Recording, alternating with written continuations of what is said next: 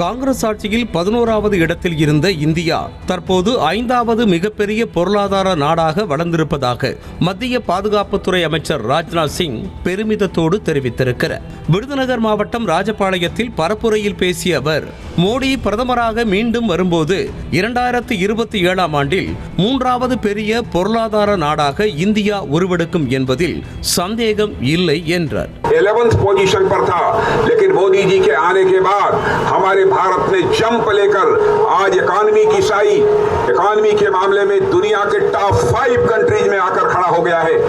வருடத்திற்கு 2 கோடி பேருக்கு வேலை வாய்ப்பை உருவாக்கி தருவதாக வாக்குறுதி அளித்த பாஜக யாருக்கும் வேலை வாய்ப்பை வழங்கவில்லை என தனது தேர்தல் பரப்புரையில் திமுக துணை பொதுச் செயலாளர் கனிமொழி குற்றம் சாட்டியிருக்கிறார். சென்னை கிண்டியில் திமுக வேட்பாளர் தமிழச்சி தங்கப்பாண்டியனை ஆதரித்து பேசிய அவர், கார்ப்பரேட் நிறுவனங்களுக்கு துணை போகிற அரசு பாஜக என்றார்.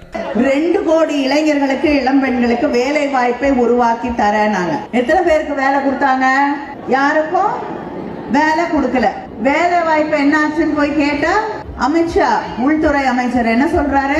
போய் பக்கோடா போடுங்க. பக்கோடா போடுறதும் ஒரு வேலை தான்.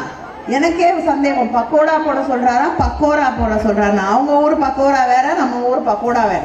தற்போது நடைபெறவிருப்பது நாட்டுக்கான தேர்தல் என்றும் சில கட்சிகள் பஞ்சாயத்து தேர்தலை போல பிரச்சாரம் செய்வதாகவும் தனது பரப்புரையில் பாஜக மாநில தலைவர் அண்ணாமலை விமர்சித்திருக்கிறார். கோவை மாவட்டம் கள்ளிப்பாளையம் பகுதியில் பேசிய அவர், இன்றைய குழந்தைகள் அடுத்த 25 ஆண்டுகளில் வளர்ந்த நாட்டில் வாழ வேண்டும் என்றால் பிரதமர் மோடி 3வது முறையாக பிரதமராக வர வேண்டியது அவசியம் என்றார்.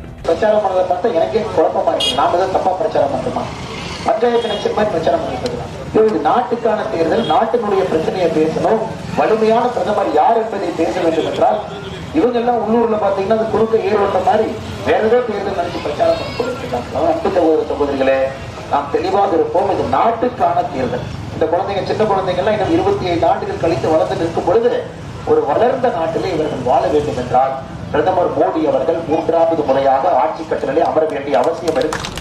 இபிஎஸும் உதயநிதியும் பல்பொடி விளம்பரத்தில் வருவதைப் போல மாறி மாறி போட்டோவை காண்பித்து அரசியல் செய்து வருவதாக நாம் தமிழர் கட்சி ஒருங்கிணைப்பாளர் சீமான் பரப்புரையில் கிண்டல் அடித்தார். சேலம் மாவட்டம் ஓமலூரில் பேசிய அவர், நம் மக்கள் ஒவ்வொருவரின் பேரில் 1,60,000 ரூபாய் கடன் உள்ளதாக தெரிவித்தார். திடீர்னு ஒரு போட்டோ, ஐயா எடப்பாடி பழனிசாமி வந்து மோடியை பார்த்து எப்படி சிரிச்சாரு, எப்படி பல்ல காட்டுறாரு பாருங்க. ஐயா எடப்பாடி பழனிசாமி ஒரு போட்டோ, அதுல ஐயா ஸ்டாலின் தம்பி உதயநிதி எடப்பாடி பழனிசாமி பத்தி எப்படி சிரிக்கிறாங்க பாருங்க, எப்படி பல்ல காட்டுறாங்க பாருங்க. இது என்ன பர்பஸ் விளம்பரமா? மாறி மாறி இருக்கிறீங்க. நாட்டு மக்களின் பிரச்சனை, அதை மாற்றுவதற்கான வலிமை பெறுவதற்கான அதிகாரத்திற்கான தேர்தல். செய்திகளை உடனுக்குடனும் துல்லியமாகவும் தெரிந்து கொள்ள சப்ஸ்கிரைப் பண்ணுங்க.